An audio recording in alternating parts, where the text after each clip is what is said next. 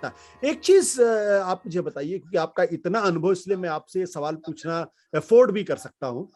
ये जो लोग कहा जा रहा है कि पहले चरण के चुनाव के पहले तक मोदी जी जिस तरीके से तूफानी दौरे करते थे, नहीं किया उन्होंने। बिजनौर की रैली उन्होंने कैंसिल कर दी, वर्चुअल रैली उन्होंने की। लेकिन वो जाने जाते बंगाल के चुनाव में उन्होंने पूरी ताकत झोंक दी थी, बिहार के चुनाव में भी पूरी ताकत झोंकी, तो अभी तक वो दिखाई नहीं पड़ रहा। इसका क्या कारण आप समझते हैं? इसमें तो आप जो कह रहे हैं, क्योंकि इलेक्शन कमीशन ने तो अभी तक रैलीज को बैन लगाया हुआ था ना, उन्होंने अलाउ किया अभी 2 दिन पहले, अगर आपने देखा होगा। तो उनके पास एक है कि जब इलेक्शन रैली अनाउंस नहीं हुई, अब देखिए पार्लियामेंट का सेशन हुआ, राष्ट्रपति के अभिभाषण पर जो भाषण उन्होंने दिए दोनों दिन, वो इलेक्शन स्पीचेस थी ना, वो एड्रेस बार बार उसके अंदर यूपी का नाम लाना, बार बार उसके अंदर पंजाब का नाम लाना, 1984 के दंगों की याद कराना, ये सब बातें जो हुई थी, वो एड्रेस किसके ऊपर, तमिलनाडु का नाम क्यों नहीं आया, बाकी आंध्र का नाम क्यों नहीं आया, या वेस्ट बंगाल का नाम क्यों नहीं आया, सिर्फ इन 5 जहां पर इलेक्शन हो रहे हैं वहां के स्टेट्स का नाम बार बार मोदी जी ने लिया। तो इलेक्शन रैली तो पार्लियामेंट से एड्रेस कर रहे थे, हालांकि उनका बाकी जवाब तो भी दे रहे थे, पर उनका जितना एग्रेशन देखा गया, वो एग्रेशन वही था जो इलेक्शन रैली में बोलते हैं। पार्लियामेंट के अंदर प्रधानमंत्री नॉर्मली इस तरह से बोलते नहीं है, परंतु उन्होंने सोचा कि यही तरीका है जिसकी वजह से मैं मैक्सिमम रीच को, क्योंकि बोलने के अंदर उनका मुकाबला आप कर नहीं सकते, जिस तरह से वो बोलते हैं, जिस तरह की भाषा का प्रयोग करते हैं, जिस तरह से असर्ट करते हैं, जो उनका डिलीवरी सिस्टम है भाषा का, वो बड़ा इफेक्टिव है। तो मोदी जी इसलिए नहीं गए क्योंकि वहां पर अलाउड नहीं था। अब क्योंकि अलाउड हो गया है, दूसरे चरण में, तीसरे चरण में हम देखेंगे कितना जाते हैं वहां पर। अब मेरे को ये भी लगता है कि साधन उनके पास ज्यादा है, उनके पास संगठन बहुत बड़ा है, उनके पास वहां की सरकार है। तो रीचिंग में, आउटरीच के अंदर सोशल मीडिया के माध्यम से, डिजिटल मीडिया के माध्यम से, संगठन के माध्यम से उनके पास बहुत बड़ी मशीनरी है, और उनके पास कार्यकर्ता भी थोड़े डिपेंडेबल हैं ज्यादा उनके मुकाबले। संगठन बहुत अच्छा है उनका, नीचे कार्यकर्ता अभी भी ईमानदार हैं, मेहनत काम करते हैं, तो उसका वो फायदा उठाएंगे। जो आपका कहना कि वो क्यों नहीं जा रहे, क्योंकि अभी तक उनके ऊपर बैन था। अब जब उठ जाएगा बैन, कितने में जाते हैं, कैसे पंजाब में जैसे होगी गड़बड़, वहां पर नहीं जा पाए, बिजनौर में उस दिन नहीं गए क्योंकि बारिश हो, कहते मौसम खराब हो गया, हालांकि ट्विटर के ऊपर लोगों ने डाला नहीं, मौसम तो बहुत अच्छा था। अब ये तो डिबेट की बात है, परंतु नहीं जाना उनका, ये अभी डिसाइड करेगा थर्ड फोर्थ फिफ्थ राउंड में क्या होता है, हमें देखिए, तब उसके बाद कमेंट करेंगे।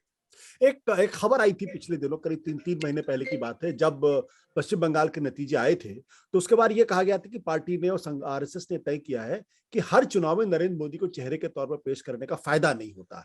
और फिर क्या होता है कि नरेंद्र मोदी जी को, जो प्रधानमंत्री हैं, वो लोकल या रीजनल लीडर के समकक्ष उनको खड़ा कर दिया जाता है। क्या ये कारण आपको समझ में आता है कि इस बार वो तूफानी बातें दिखाई नहीं पड़ी? देखिए, फर्स्ट राउंड यूपी में खत्म हो गया, और गोवा में 14 तारीख को इलेक्शन है। प्रधानमंत्री अभी तक जो गोवा में गए नहीं, जाने वाले हैं इसका पता नहीं है, अभी तक प्रोग्राम मेरे सामने है नहीं। अगर वो नहीं जाएंगे, पिछली बार गए थे, अगर इस बार नहीं जाते हैं, तो इससे बड़ा स्पष्ट हो जाता है कि वो असेंबली इलेक्शन के अंदर पहले भी प्रधानमंत्री जाया नहीं करते थे। ये तो बाद में शुरू हुआ, जब प्रधानमंत्री ये बने, या उससे पहले वीपी सिंह जाते थे, कभी शुरू किया उन्होंने। नॉर्मली प्रधानमंत्री छोटे छोटे असेंबली इलेक्शन में इतना बड़ा कैंपेन करते नहीं थे, जो मोदी जी ने ट्रेंड सेट किया 2014 के आने के बाद, कि मोदी पर्सनैलिटी ड्रिवन हो गया।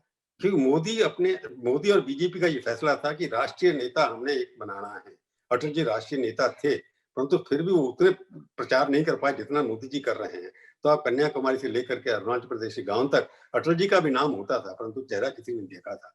तो मोदी जी का पहला अटेम्प्ट ये था कि मैं हर गांव, हर शहर में, पहले तो उन्होंने पब्लिसिटी से शुरू किया कि किसी भी गांव में चले जाइए, किसी भी बॉर्डर पे चले जाइए, आपको हर पेट्रोल पंप पे मोदी जी की फोटो नजर आ जाएगी। तो मोदी जी को एक आइडेंटिफाइड नेशन के साथ करना था। वो उनका पहले 2014 से दर्ज शुरू हुआ कि मोदी इंडिया के अंदर एक ऑल इंडिया पर्सनैलिटी है। अटल जी थे, परंतु वो शहरों तक सीमित थे, आगे नहीं पहुंच पाए थे। तो अगर वो पहचान गए कि उन्हें, मोदी जी को कि राष्ट्रीय लेवल पर 2024 का इलेक्शन आ रहा है, अगर हर स्टेट में जाते रहे वो, जैसे पहले 3 स्टेट्स में चुनाव हार के, मध्य प्रदेश, राजस्थान और छत्तीसगढ़ के अंदर, और पंजाब में भी हारे थे, फिर दिल्ली में 2 बार हारे, तो उनको लगता है कि इससे पहले कि ये हो कि मोदी जी का डिमिनिशिंग रिटर्न, जो इकोनॉमिक्स कहते हैं, डिमिनिशिंग रिटर्न होता है कि समय के बाद डिमिनिशिंग रिटर्न शुरू हो जाते हैं। तो ये हो सकता है पार्टी में ये सोच भी हो कि मोदी जी को, कि राष्ट्रीय लेवल पर there is no alternate to Modi. अभी तक कोई मोदी के खिलाफ राष्ट्रीय लेवल पर कोई भी नेता खड़ा नहीं हुआ।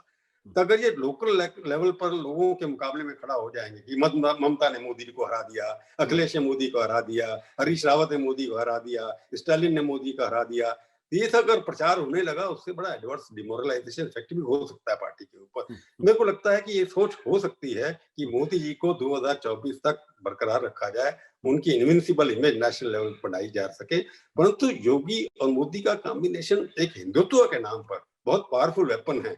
उसको काउंटर करना, कोई मिसाइल ऐसी बनाना, एंटी एयर मिसाइल बनाने की जरूरत है, वो बनने अभी तक तैयार दिखाई होती नहीं है। परंतु मेरे को आपकी बात लगता है कहीं ना कहीं मोदी थोड़ा इलेक्शन लोकल लेवल से विड्रॉ करने के मूड में दिखाई देते हैं।